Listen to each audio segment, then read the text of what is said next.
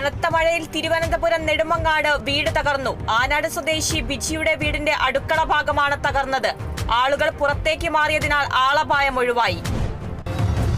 മഴ കനത്തതോടെ Thrissur Manalur panchayat office canteen പുറകുവശത്തെ മാവ് അപകട ഭീഷണിയാകുന്നു. പഞ്ചായത്തിലേക്ക് വിവിധ ആവശ്യങ്ങൾക്ക് എത്തുന്നവർ ഭീതിയിലാണ്. മാവ് മുറിച്ചുമാറ്റാൻ പഞ്ചായത്ത് കമ്മിറ്റിയിൽ തീരുമാനമായെങ്കിലും കരാർ ഏറ്റെടുക്കാൻ ആരും എത്തിയിട്ടില്ല.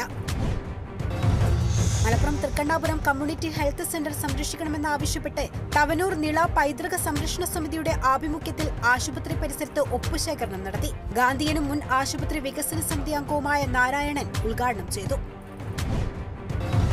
ദേശീയപാത നിർമ്മാണത്തിന്റെ ഭാഗമായി തകർന്ന റോഡ് ഗതാഗത യോഗ്യമാക്കണമെന്നാവശ്യപ്പെട്ട് തൃശൂർ കൊടുങ്ങല്ലൂരിൽ ഡിവൈഎഫ്ഐ പ്രതിഷേധം. ചന്തപ്പുര ബൈപ്പാസിൽ നടന്ന പരിപാടി CPIM Kodungallur area secretary KR Jaithran ഉദ്ഘാടനം ചെയ്തു.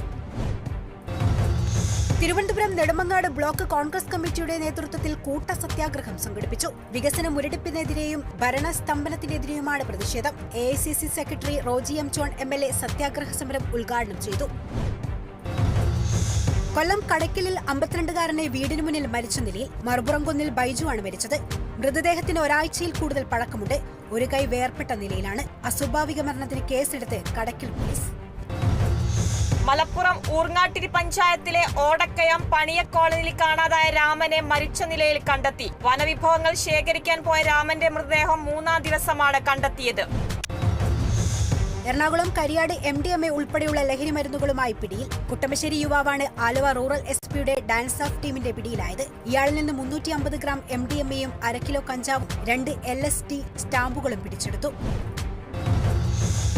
സെപ്റ്റിക് ടാങ്കിൽ അകപ്പെട്ട വീട്ടമ്മയെ രക്ഷപ്പെടുത്തി തിരുവനന്തപുരം വെഞ്ഞാറമൂട് അഗ്നിരക്ഷാസേന. വാമനപുരം സ്വദേശി ലക്ഷ്മിയാണ് സെപ്റ്റിക് ടാങ്കിൽ കുടുങ്ങിയത്. സ്ലാബ് ശരീരത്തിൽ കുടുങ്ങിയ അവശനിലയിലായിരുന്നു ലക്ഷ്മി.